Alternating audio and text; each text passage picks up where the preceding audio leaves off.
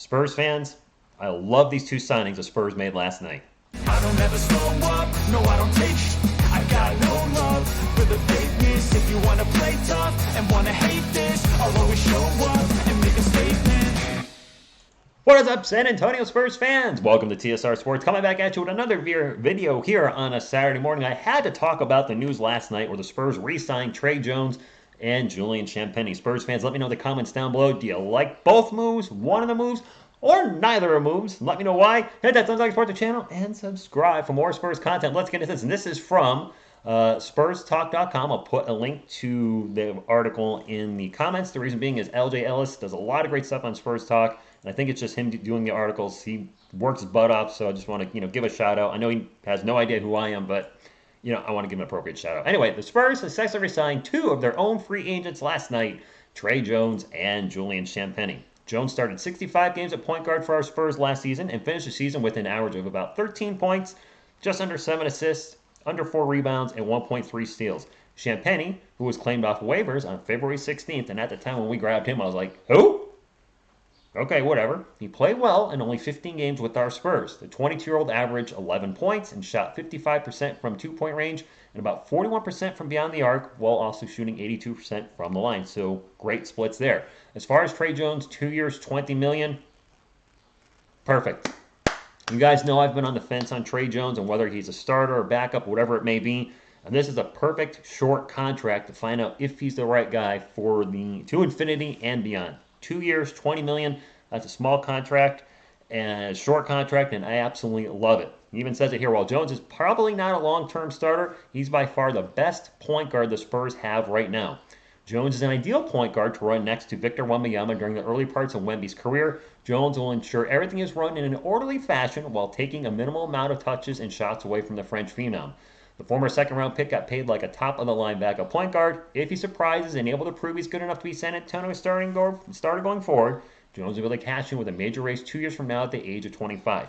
Now, the question I present to you, Spurs fans, is how does that affect the starting lineup? If Tre Jones is our starting point guard, Papa's already said Zach Collins is our starting center, and there's no doubt that Victor Wembanyama starting is going to be our starting four. Now we have a clog at the 2 and the 3 between Devin Vassell, Keldon Johnson, and Jeremy Sohan. All our starters, all started last year. Who goes to the bench?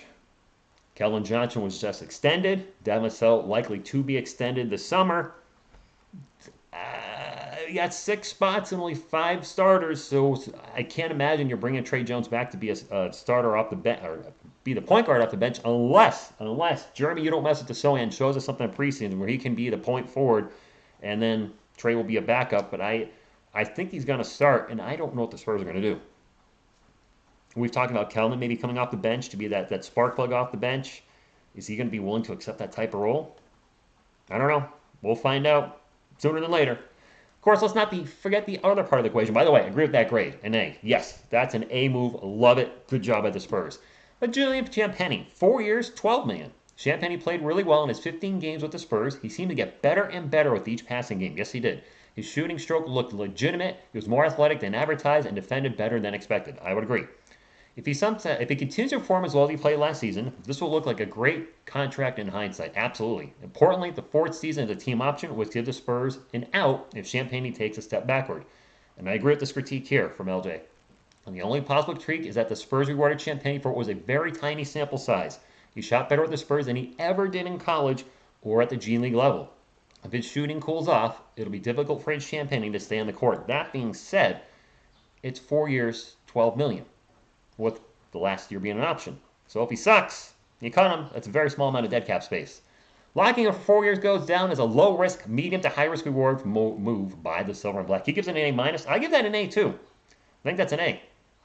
Low salary, possible medium to high reward. So I love the move. I was hoping they bring him back. And if he ends up sucking, small contract. And I wanted to put this in here because some of you are saying, hey, let's get Jakob Poeltl. Well, that's not happening as the Toronto Raptors re-signed Jakob Poeltl to a 4-year, $80 million contract. So he did get the $20 million a year that many of us thought that he was going to be looking for in this coming season. So congratulations to him. I'm happy for him. Hopefully things work out in Toronto for him. And, he's back with the team that drafted him. So thanks for the memories, Jakob. Good luck in Toronto. And that's all I got, Spurs fans. I really like both of these moves. I think the only other free agent tender we've made that hasn't signed yet is Dominic Barlow. I'm not high on him. Some of you are. Remains to be seen. But you know what?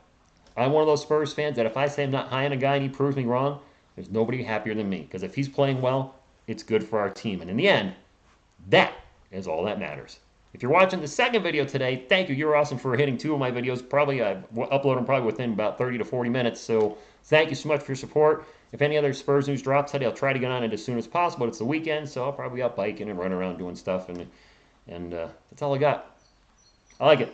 I truly do. Thank you all for tuning in. Until next time, earphone users beware. Go Spurs, go! And when I feel like this, I'm immortal. When I feel like this, I'm immortal.